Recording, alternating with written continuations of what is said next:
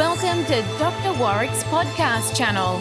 Warrick is a practicing cardiologist and author with a passion for improving care by helping patients understand their heart health through education. Warrick believes educated patients get the best health care. Discover and understand the latest approaches and technology in heart care and how this might apply to you or someone you love.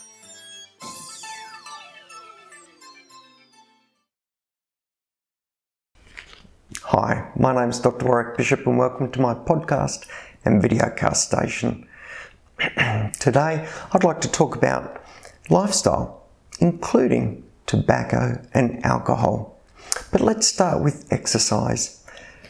Everyone knows that exercise is good for you. We know that. Everyone knows that. And we know that exercise comes in two main types. That's aerobic exercise and resistance exercise. Now, if you're not sure exactly what that means, aerobic exercise is, well, walking along a beach where your arms and your legs are freely swinging and you're undertaking some exercise, and often your heart rate will go up with that. Resistance exercise is where your arms and legs are not moving, where, if you like, you're holding or bracing or lifting a weight, sort of a weightlifting type movement rather than a gentle activity or movement such as walking. So there's two types of exercise, aerobic and resistance. In spite of us all knowing that exercise is good for us, it turns out that about 50% of the adult population in the Western world still don't get as much exercise as they probably should and fall short of current national and international recommendations.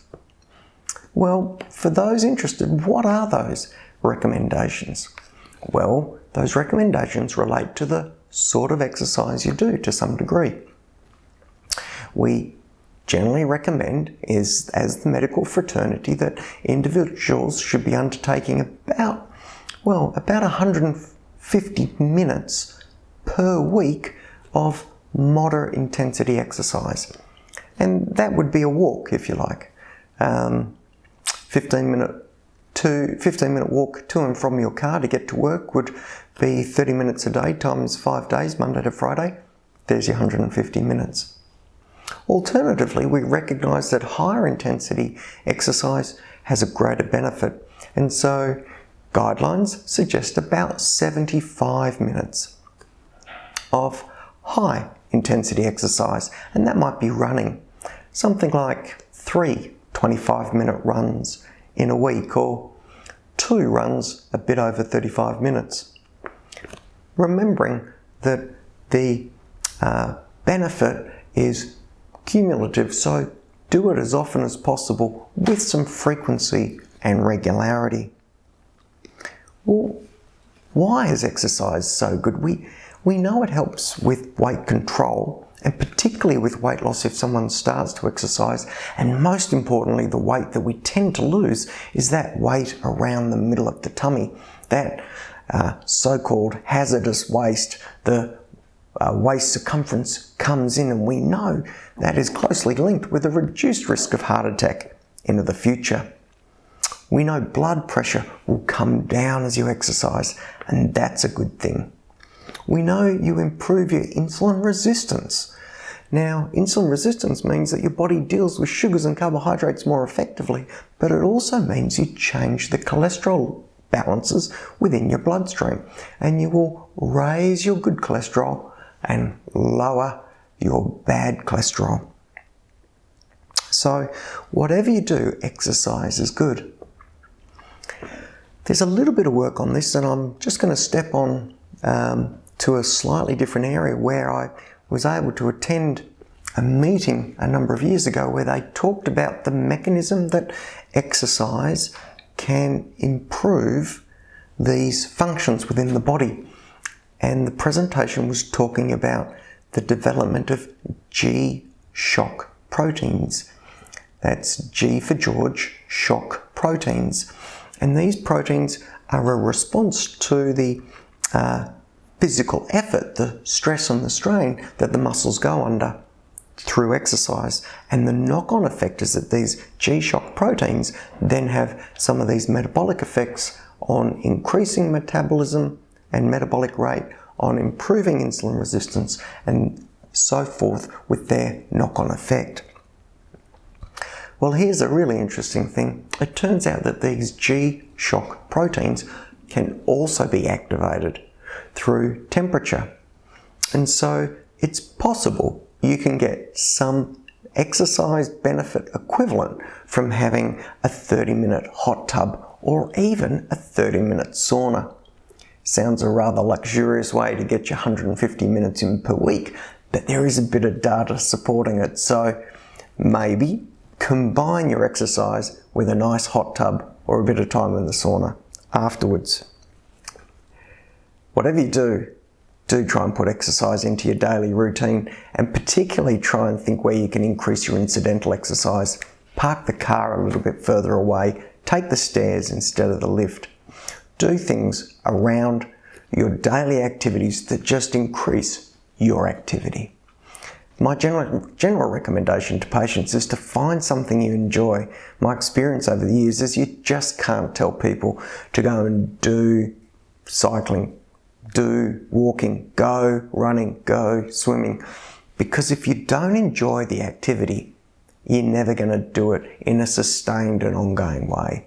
So please find something you enjoy.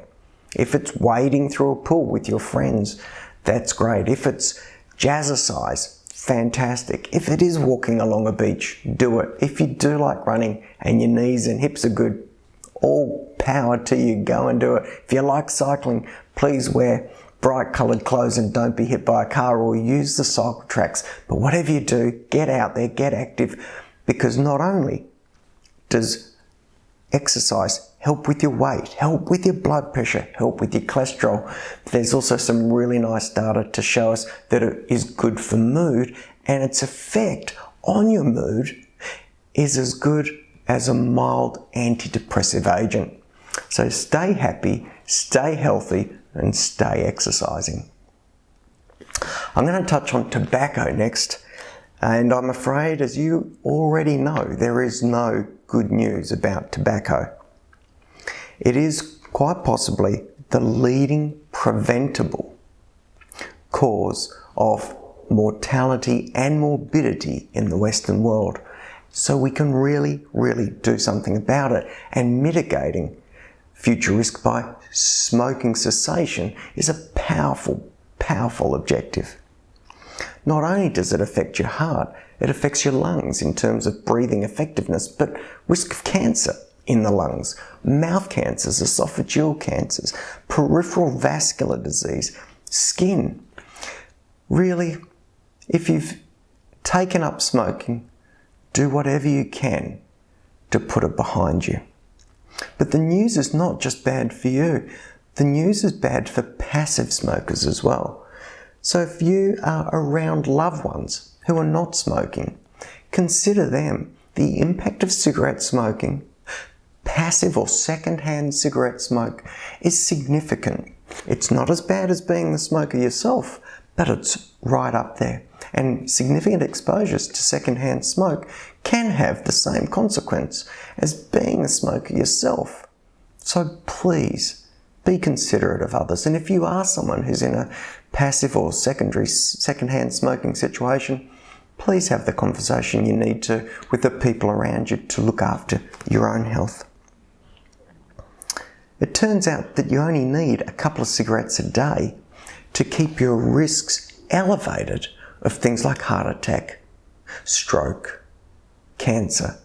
So cutting down is great, and it may slow progress to lung disease, but it doesn't completely reduce your risk. You have to stop altogether. It turns out that e-cigarettes are probably best avoided. We don't have long-term data on those at this stage, but the preliminary stuff looks like the body really treats those chemicals in the same way as they would a standard cigarette. Probably, if you really must have a puff from time to time, perhaps limit it to cigars at weddings and births, and don't inhale. pass them around, and enjoy the day, and enjoy your health, and do your very best to put the cigarettes and the smoking behind you. The last thing I wanted to touch on was alcohol. Now, up until relatively recently, we've used the term a glass of red might be good for you, or a glass of red's good for your health, with that thought that the coloured agents in there within the glass of red, the antioxidants, together with the little bit of blood pressure lowering, together with a little bit of HDL raising, could well be a positive for your health. Well, it turns out that the most recent national, international guidelines looking at alcohol have not been able to demonstrate clearly any benefit from regular consumption of alcohol.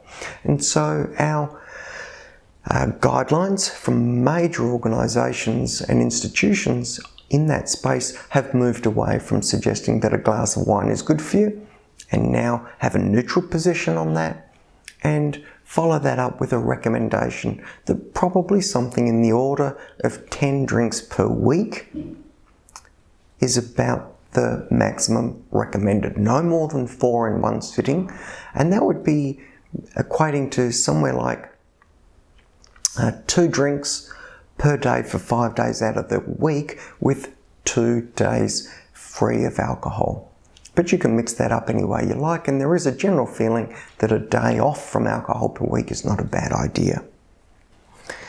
My own feeling, though, is that alcohol does have a role that's beyond just health, and certainly keeping within those guidelines and recommendations is sensible.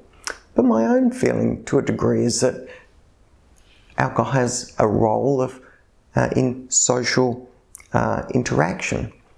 It is something that's become part of our cultural fabric.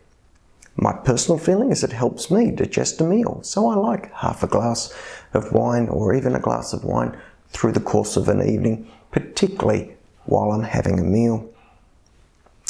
Myself, I happen to enjoy collecting wine, and I enjoy the opportunity to go to wineries, purchase a wine that I find interesting at the time, take it home, lay it down in the cellar, and a number of years later share that with a friend or family member and have a story that goes with the wine. So personally, I enjoy wine with a passion. I understand it has a socializing component to it, and I enjoy it with a meal. But of course, the sensible thing is in moderation. 10 drinks per week, maximum of 4 in one session, and please enjoy it in moderation, and maybe do your exercise beforehand so you get the benefit of some exercise as well. I hope you found that little spiel on lifestyle, exercise, tobacco and alcohol informative. Hope it's given you some guidelines and food for thought. If you have any queries or questions, drop us a note. For now, however, I'm going to wish you the very best. Take care. Bye for now, and please don't die from a heart attack. Goodbye. You have been listening to another podcast from Dr. Warrick. Visit his website at drwarrickbishop.com for the latest news on heart disease. If you love this podcast, feel free to leave us a review.